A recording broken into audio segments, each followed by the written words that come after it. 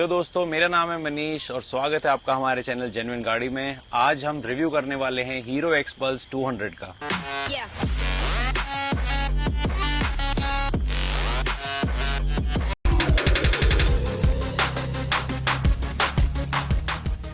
तो आज बाइक की जो हम बात करने वाले हैं वो है हीरो एक्सपल्स 200 4V। तो जिस तरह से आप यहाँ पर देख भी सकते हैं कि यहाँ पर 4V का आपको स्टिकर भी देखने को मिलेगा।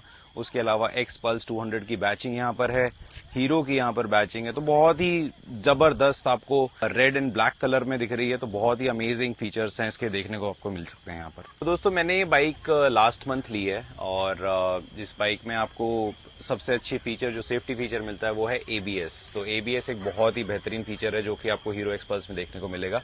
उसके अलावा एडवांटेजेस की अगर मैं बात करूं, बाइक को अगर आप ऑफ रोडिंग के लिए चला रहे हैं, बहुत ही अमेजिंग बाइक है, बहुत ही अमेजिंग। ठीक है, वो मुझे इसका बेस्ट फीचर लगा।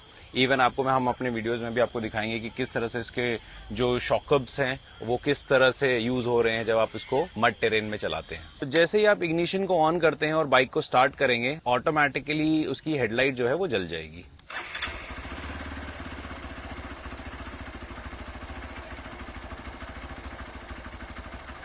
तो आइए बात कर लेते हैं इसके स्पीडोमीटर के बारे में। तो मैं आपको एक बार क्विकली दिखा देता हूं। तो जैसे ही आप इसकी की को ऑन करेंगे तो आपको कुछ इस तरह से इसका डैशबोर्ड दिखेगा। तो साइड स्टैंड, यहाँ पे आपको न्यूट्रल, यहाँ पे ABS और यहाँ पर एक इंजन का साइन भी दिखने को मिलेगा। उसके अलावा गियर इंडिकेटर, यहाँ पे आपको स्पीड देखने को मिलेगी, यहाँ पर आपको टाइम देखने को मिल सकता है।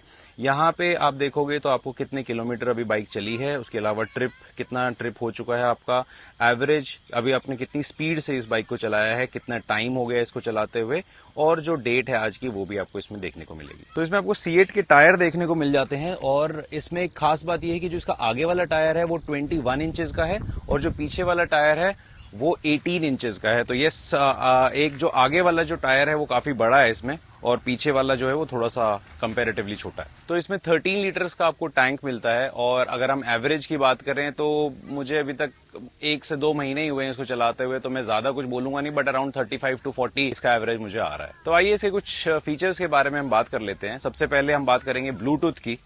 तो जैसे ही आप स्पीडोमीटर में यहाँ पर देखते हैं तो ये M करके मोड मिलता है आपको। तो इसको जब आप 2 बार क्लिक करेंगे तो यहाँ पर आप देख सकते हैं पेयरिंग का ऑप्शन आ जाता है ब्लूटूथ का। तो इसको आप अपने मोबाइल से कनेक्ट करके और इसके अंदर मैप्स भी चला सकते हैं, जो कि एक बहुत ही अच्छा फीचर है। उसके अलावा एक यहाँ पर आपको इको मोड भी मिलता है।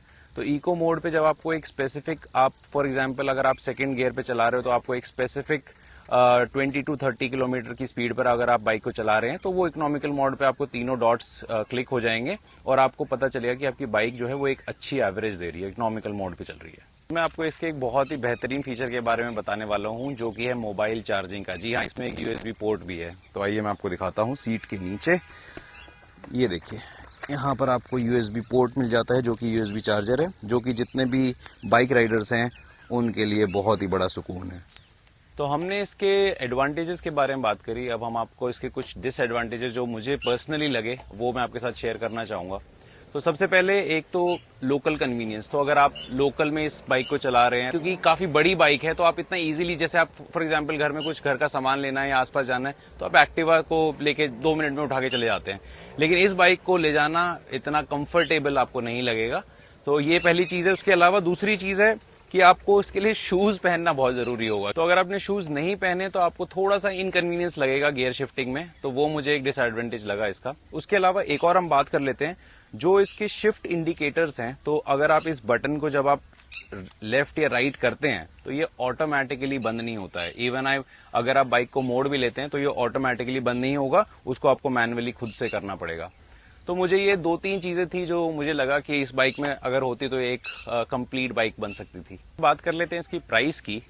तो जो इसका एक्स शोरूम प्राइस मुझे जो गुड़गांव में इसका पड़ा है वो है 1,38,000। उसके अलावा 12,000 रुपये आपको इंश्योरेंस के देने पड़ेंगे और उसके अलावा 10,000 रुपये जो हैं वो RTO के जो टैक्सेस एंड ऑल। तो मुझे टोटल 1,60,000 की ये बाइक पड़ी है। तो ऐसे ही इंटरेस्टिंग वीडियोस के लिए सब्सक्राइब करें जेन्युइन गाड़ी को।